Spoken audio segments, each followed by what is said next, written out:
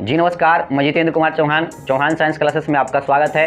दोस्तों हम लोग पढ़ रहे हैं केमिस्ट्री, और केमिस्ट्री में आज लोग हम क्या पढ़ेंगे, तो केमिस्ट्री में आज हम पढ़ेंगे हाइड्रोजन के बारे में। तो दोस्तों हाइड्रोजन से संबंधित जो भी प्रश्न एग्जाम में पूछे जाएंगे, ठीक है, एसएससी का एग्ज़ाम हो, रेलवे का एग्ज़ाम हो, बीपीएससी का एग्ज़ाम हो, ठीक है, अदर कॉम्पिटिटिव एग्ज़ाम हो, उनमें ये क्वेश्चन आते हैं। इसके अलावा क्लास 9 क्लास, ठीक है, 10th में भी ऐसे प्रश्न पूछ लिए जाते हैं ऑब्जेक्टिव के तौर पर। तो दोस्तों अगर मेरा पढ़ाया हम अच्छा लगता होगा आप लोगों को, तो मेरे वीडियो को लाइक एवं शेयर करें और अधिक से अधिक दोस्तों को जोड़ने का प्रयास करें, ठीक है, जिससे मेरा मनोबल बना रहे और इससे बढ़िया कंटेंट और अच्छे टॉपिक लेकर आपके सामने आते रहें। तो चलिए आ जाते हैं, हमको पढ़ना क्या है हाइड्रोजन। हाइड्रोजन क्या है? तो हाइड्रोजन को एक कहा जाता है ये अधातु है, लेकिन यह अगर आवर्त सारणी की बात कर लिया जाए, पीरियोडिक टेबल की बात कर लिया जाए, तो यह पहले नंबर पर आता है। इसकी नंबरिंग क्या होती है? पहले, ठीक है। अब बात कर लेते हैं कि हाइड्रोजन अधातु के साथ साथ इसमें हाइड्रोजन में कौन कौन सी गुण पाया जाता है, इसका खोज किसने किया है, तो ये सारी चीज़ों के बारे में हम समझ लेते हैं। देखिए बात करते हैं कि हाइड्रोजन की अगर बात किया जाए तो हाइड्रोजन का जो खोज किया गया था, तो हाइड्रोजन का खोज किया गया था हेनरी कैवेंडिश द्वारा 1786 ईस्वी में। अगर इसके बारे में अगर हम कुछ जाने तो ये आपको यहाँ पर देखने के लिए मिलेगा, हाइड्रोजन जो है यह सबसे हल्का तत्व होता है और यह धातु है। अगर इसके बारे में अगर हम जाने तो हाइड्रोजन जो होता है यह सबसे क्या होती है, हल्का तत्व भी होता है और यह अधातु है। बात कर लें कि तत्व क्या है, तो तत्व के बारे में हम पहले पढ़ा दिए हैं, नहीं तो यहाँ पर भी बता देते हैं तत्व किसे कहेंगे। जो एक ही प्रकार के परमाणुओं से मिलकर बने होंगे वो तत्व कहलाते हैं, जैसे हाइड्रोजन, ऑक्सीजन, नाइट्रोजन, एल्युमिनियम, ठीक है, सोडियम, पोटेशियम, ये सब सारे, जिंक हो गया, आयरन हो गया, ठीक है, एल्युमिनियम, इन सभी चीज़ों, क्लोरीन, ये सब क्या है, तत्व है। और इन्हीं तत्वों में से, ठीक है, हाइड्रोजन जो है अधातु होते हैं। तत्व का प्रकार पढ़ाए होंगे। तत्व मुख्य रूप से दो प्रकार के होते हैं, कि एक होता है धातु और एक होता है अधातु, मेटल्स और नॉन मेटल्स। अधातु और धातु का जो गुण प्रदर्शित करता है उसे उपधातु कहते हैं, ठीक है। तो अधातु हाइड्रोजन क्या है, अधातु। लेकिन बात किया जाए इसका जो प्रवृत्ति होती है, नेचर होता है, तो यह विद्युत का जो होता है धनात्मक भी होता है तथा यह ऋणात्मक होता है। मतलब ये विद्युत का धनात्मक भी होता है और क्या होता है, ऋणात्मक भी होता है। दोनों तरह का आचरण करता है, मतलब ये दोनों प्रकार के आचरण, ये प्लस भी होंगे और माइनस हो सकते हैं, ठीक है। अगर अगला बात करें, इसके नाभिक में न्यूट्रॉन नहीं पाया जाता है। हाइड्रोजन ही एक ऐसा तत्व है जिसके नाभिक में न्यूट्रॉन नहीं पाया जाता है। तो आप लोग पढ़ेंगे परमाणु के नाभिक बीच परमाणु जो होता है, तो परमाणु का जो कक्षाएं होती है, सेल होती है, ठीक है, वो उन सेलों में इलेक्ट्रॉन, प्रोटॉन और न्यूट्रॉन पाए जाते हैं। लेकिन उनमें से परमाणु की जो नाभिक होता है, नाभिक में प्रोटॉन और न्यूट्रॉन पाए जाते हैं और उनके वृत्ताकार सेलों में इलेक्ट्रॉन परिभ्रमण करते रहता है, एक सेल से दूसरे सेल कूदते रहता है। लेकिन बात कर लें कि उन्हीं में से परमाणु की जो सेलों में से हाइड्रोजन का जो परमाणु होता है, उनके सेल में न्यूट्रॉन नहीं पाया जाता। तो आपको याद रखना होगा, न्यूट्रॉन उसमें क्या होते हैं, नहीं पाई जाती है। अब क्यों नहीं पाई जाती है, तो इसके बारे में हम अलग से जब पढ़ेंगे स्ट्रक्चर के बारे में और समस्थानिक के बारे में, तो वहाँ हम समझेंगे बढ़िया से। तो आपको याद रखना है कि इसके नाभिक में, परमाणु के नाभिक में, तो बात कर लें परमाणु का नाभिक का, तो अगर देखिए ये सेल होता है और वृत्ताकार, इन्हीं बीच वाले सेल को केंद्रक बोला जाता था, लेकिन बाद में इसका नाम पड़ा नाभिक। क्या पड़ा? नाभिक पड़ा। और ये नाभिक का खोज किसने किया था? तो रदरफोर्ड ने किया था। इसी नाभिक में प्रोटॉन और न्यूट्रॉन रहता है और इसके वृत्ताकार सेलों में जो होते हैं इलेक्ट्रॉन होते हैं। क्या होते हैं? इलेक्ट्रॉन पाए जाते हैं। तो इन सभी चीज़ों के बारे में आगे हम देखेंगे, ठीक है। तो इसके नाभिक में न्यूट्रॉन नहीं पाया जाता, किसके? हाइड्रोजन के। तो यहाँ से क्वेश्चन आ जाएगा कि हाइड्रोजन के नाभिक में न्यूट्रॉन पाए जाते हैं कि नहीं, तो कहेंगे नहीं पाए जाते हैं। बात करें न्यूट्रॉन का खोज, तो न्यूट्रॉन का खोज जेम्स चैडविक ने 1932 ईस्वी में किए थे। प्रोटॉन का खोज किसने किया था? तो जे थॉमसन ने, ठीक है, या बोल सकते हैं टॉमसन ने किया था प्रोटॉन का खोज। और इलेक्ट्रॉन का खोज इलेक्ट्रॉन का खोज किसने किया था? तो इलेक्ट्रॉन का खोज किसने किया और प्रोटॉन का खोज किसने किया और न्यूट्रॉन का खोज किसने किया? ये सारा चीज़ हम पहले भी पढ़ा चुके हैं तत्व में, ठीक है। तो इलेक्ट्रॉन का खोज किसने किया था? तो इलेक्ट्रॉन का खोज जे थॉमसन ने किया और प्रोटॉन का खोज गोल्डस्टीन ने किया है, ठीक है। इसने किया है गोल्डस्टीन ने। तो ये चीज़ आपको याद रखना होगा कि इलेक्ट्रॉन, प्रोटॉन का खोज किसने किया। अब यहाँ न्यूट्रॉन की बात आई तो हमको बताना पड़ गया। तो इसके नाभिक में न्यूट्रॉन पाया जाता है। अगला बात करें, इसे द्रव हाइड्रोजन के रूप में, रॉकेट ईंधन के रूप में प्रयुक्त होता है। मतलब हाइड्रोजन को द्रव हाइड्रोजन के रूप में, इसे रॉकेट जो होता है उसको ईंधन के रूप में प्रयुक्त होता है, मतलब प्रयोग किया जाता है, मतलब ईंधन के रूप में उसमें प्रयोग किए जाते हैं। किसको? हाइड्रोजन को। किस हाइड्रोजन में? द्रव हाइड्रोजन के रूप में। कहाँ उपयोग किए जाते हैं? रॉकेट जो होती है। बात बात कर लेते हैं अगला, इसे भविष्य का ईंधन भी कहा जाता है। तो वैज्ञानिकों का मानना है कि हाइड्रोजन जो आने वाले समय में इसे ईंधन के रूप में उपयोग करेंगे, तो इसलिए जब ईंधन खत्म हो जाएगी तो किसका उपयोग किया जाएगा, हाइड्रोजन का उपयोग करेंगे, इसलिए कहा जाता है भविष्य के ईंधन के रूप में इसका हम उपयोग करते। कहा जाता है कि भविष्य का ईंधन किसे कहा जाता है, हाइड्रोजन को। तो हाइड्रोजन को भविष्य के ईंधन के नाम से भी क्या होती है, जाना जाता है। अगर बात कर लेंगे तो ये सूर्य और तारों का लगभग आधा भाग हाइड्रोजन होता है। बात किया जाए तो हमारे जो सूर्य है और तारे हैं, तो सूर्य और तारे में लगभग उसके आधे से ज़्यादा हिस्से जो होते हैं हाइड्रोजन का बना होता है। हमारा सूरज के भी जो होते हैं किसके बने होते हैं, हाइड्रोजन के बने आधे भाग। वही बोल रहा है कि सूर्य भी एक भी और तारे, सूर्य और तारे सूरज भी एक तारा है, और इसके अलावा जो भी तारे हैं उनमें हाइड्रोजन का लगभग आधा भाग मौजूद रहता है।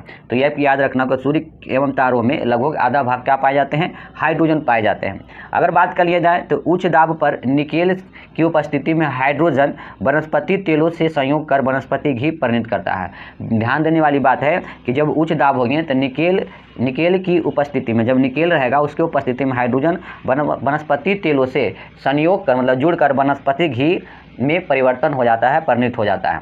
अगला बात कर देते हैं इसका खोज तो अभी जस्ट पढ़े कि खोज हुआ था 1786 ईस्वी में। किसने किया था भाई, तो हेनरी कैवेंडिश नामक वैज्ञानिक ने किए थे। और हेनरी कैवेंडिश नामक वैज्ञानिक जो ब्रिटिश के रहने वाले थे, कैसे थे, ब्रिटिश वैज्ञानिक थे। अब बात कर लेते हैं कि हाइड्रोजन के साथ साथ हेनरी कैवेंडिश ने किन किन चीज़ों का खोज किया था। तो हाइड्रोजन के साथ साथ उसने हाइड्रोजन, कार्बन डाइऑक्साइड, वायुमंडलीय हवा एवं H2O मतलब जल का भी खोज किए थे। मतलब इसका महत्वपूर्ण योगदान जो था हेनरी कैवेंडिश का हाइड्रोजन के क्षेत्र में था, कार्बन डाइऑक्साइड के क्षेत्र में था, वायुमंडलीय हवा के क्षेत्र में था और H2O के। बात कर लें कार्बन डाइऑक्साइड, इसके शुष्क बर्फ के नाम से भी जाना जाता है। ठीक है, अब यहाँ पर ध्यान दें कि हाइड्रोजन जो होता है इसे पीरियोडिक टेबल में मतलब आवर्त सारणी में इसे कहाँ रखा था, वर्ग 17 में रख दिया गया, हाइड्रोजन के साथ रखा गया। ऐसा क्यों, हाइड्रोजन को वर्ग 17 में क्यों रखा गया, तो याद रखिएगा हाइड्रोजन को वर्ग 17 में क्यों रखा, क्योंकि उसकी समानता पाई गई थी, इसलिए इसे वर्ग 17 में रख दिया गया। मतलब हाइड्रोजन किसकी समानता के रूप में पाया गया, तो हाइड्रोजन की समानता लगभग मिलती थी हाइड्रोजन वाले तत्व से, इसी कारण उसे वर्ग 17 में भी रखा गया था। ठीक है, रखा गया। आगे बात कर लें हाइड्रोजन क्या है, हाइड्रोजन कौन से ग्रुप में होते हैं, तो पीरियोडिक टेबल जब आगे हम पढ़ेंगे तो वहाँ समझाएंगे, लेकिन यहाँ जान लेते हैं हाइड्रोजन जो होता है वर्ग 17 में पाया जाता है। टोटल वर्ग आवर्त सारणी 18 होते हैं। ठीक है, वर्ग 18 तक बांटा गया है। तो वर्ग 18 जो होता है शून्य वर्ग वाला कहलाता है, जिसमें अकीय गैस या उत्कृष्ट गैस रहते हैं। लेकिन बात करें यहाँ हाइड्रोजन जो होता है, हाइड्रोजन वर्ग 17 में आता है। तो आपको याद भी रखना कि हाइड्रोजन किस वर्ग को कहा जाता है, हाइड्रोजन समूह या वर्ग, तो वर्ग 17 को कहते हैं। बात करें कि हाइड्रोजन में कौन कौन से तत्व पाए जाते हैं, तो याद रखिएगा फ्लोरीन होता है, क्लोरीन होता है, ब्रोमीन होता है, आयोडीन होता है, एरिस्टेन होता है। क्या होता है, एरिस्टेन होता है। ठीक है, उसके बाद में अगर बात करेंगे इसकी परमाणु संख्या 9 होगा, इसके परमाणु क्लोरीन का 17 होगा, ब्रोमीन का परमाणु संख्या जो होगा, ठीक है, ब्रोमीन का 35 होगा, आयोडीन का परमाणु संख्या 53 होगा, मतलब 53 होगा। ठीक है, एरिस्टीन का जो होगा 85 होगा। कितना होगा, 85। तो ये आपको याद रखना कि इसकी परमाणु संख्या कौन कौन, अगर इसको ट्रिक से अगर याद रखना है तो याद रखना होगा फूल खिले बाहर आई आंटी जी, मतलब फूल खिले बाहर आई आंटी जी, आपको याद रखिएगा। तो ये सारा चीज़ तो हाइड्रोजन ग्रुप में कौन कौन सा तत्व हैं, क्लोरीन, ब्रोमीन, आयोडीन। ठीक है, एरिस्टीन है। ठीक है, एरिस्टीन जो है या 85 इसका परमाणु संख्या। अब बात करें कि आगे हम जब इसका बात करते हैं तो मेंडलीव के आवर्त सारणी में हाइड्रोजन निश्चित स्थान नहीं दिया गया। कहा जाता है कि मेंडलीव का जब आवर्त सारणी बना तो मेंडलीव ने उसके आवर्त सारणी में हाइड्रोजन का कोई निश्चित स्थान नहीं दिया गया। बाद में हाइड्रोजन का निश्चित स्थान किसके द्वारा दिया गया भाई, तो आधुनिक आवर्त सारणी आया तब वहाँ पर इसका क्या दिया गया, तो इसका निश्चित स्थान दिया गया। लेकिन मेंडलीव ने जब आवर्त सारणी बनाए थे तो हाइड्रोजन का निश्चित स्थान नहीं दिया गया था। तो आपको ये चीज़ याद रखना होगा कि किस आवर्त सारणी में हाइड्रोजन का निश्चित स्थान नहीं मिला था, तो कहेंगे मेंडलीव के आवर्त सारणी में पीरियोडिक टेबल में हाइड्रोजन का निश्चित स्थान नहीं दिया गया। ठीक है, अगर बात कर ले मेंडलीव का अगर कुछ चर्चा करें तो मेंडलीव क्या थे, अगर मेंडलीव के बारे में अगर चर्चा करते हैं तो मेंडलीव का समय, मेंडलीव जो आवर्त सारणी नियम दिए थे, पीरियोडिक टेबल दिए थे, और उनके समय में टोटल तत्वों का जो संख्या था 63 तत्व था। वो मेंडलीव के समय कुल कितने तत्व थे, तो मेंडलीव के समय कुल 63 तत्व ज्ञात थे। कह सकते हैं कि ऑब्जेक्टिव में क्वेश्चन आ जाएंगे कि मेंडलीव के समय कुल कितने तत्व ज्ञात थे, या जब वो आवर्त आवर्त सारणी नियम दिए थे तो 63 तत्व ज्ञात थे। अगर बात कर लेते हैं इस आवर्त सारणी में, तो तत्वों की संख्या आवर्त कितने थे 7, अब वर्ग कितना था 9, मतलब आवर्त संख्या कितना था 7 था और वर्ग कितना था 9।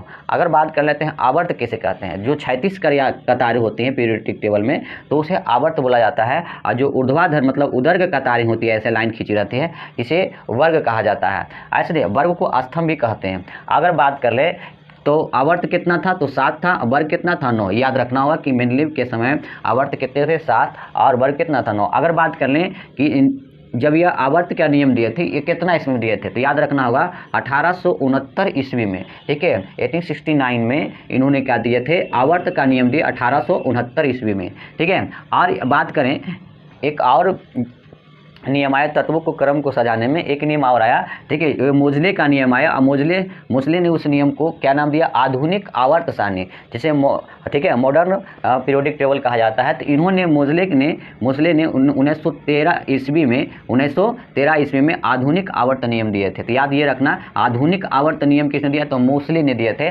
ठीक है। और कितना में दिए थे 1913 ईस्वी में। तो याद रखना ये आधुनिक आवर्त सारणी नियम दिए थे, ये आधुनिक आवर्त नियम दिए थे ये।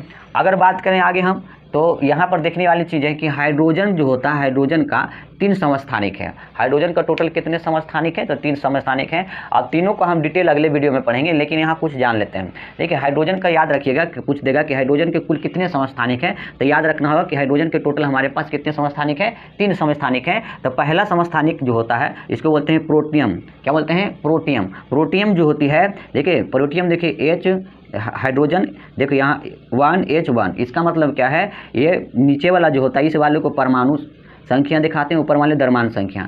अब बात करते हैं समस्थानिक, जिसकी परमाणु संख्या क्या हो, समान हो और द्रव्यमान संख्या अलग अलग हो, समस्थानिक कहलाता है। ये चीज़ याद रखिएगा, ठीक है। अब देखिए इसके 3 प्रोटेनियम हो, ठीक है, प्रोटियम हो गया, ड्यूटेरियम हो गया, टाइट्रियम हो गया। इसके 3 समस्थानिक, एक प्रोटियम हो गया, ठीक है, ड्यूटेरियम हो गया और टाइट्रियम हो गया। बात करें कि हाइड्रोजन जो है, देखिए यहाँ हाइड्रोजन H1 और H1, ऊपर वाला जो होता है द्रव्यमान संख्या, नीचे वाला होता है परमाणु, इसको H1H⁻2 लिखा हुआ है। फिर H1, ठीक है, 1H⁻3 लिखा हुआ। इसका मतलब क्या है कि ऊपर में सब द्रव्यमान संख्या है और नीचे में सब परमाणु संख्या है। तो जिसकी परमाणु संख्या समान हो और द्रव्यमान संख्या अलग अलग हो तो उसे हम क्या कहेंगे, समस्थानिक कहेंगे। तो याद रखिएगा, तो हाइड्रोजन के टोटल कितने समस्थानिक होते हैं, तो हाइड्रोजन के 3 समस्थानिक होते हैं। अगर बात किया जाए कि हाइड्रोजन के नाभिक में सिर्फ एक प्रोटॉन होता है, तो ये भी आपको याद रखिएगा कि हाइड्रोजन के नाभिक में कितने प्रोटॉन होते हैं, तो हाइड्रोजन के नाभिक में एक प्रोटॉन पाया जाता है, ठीक है, जिसको हम आगे स्ट्रक्चर से, संरचना से हम समझ लेंगे अगले वीडियो में।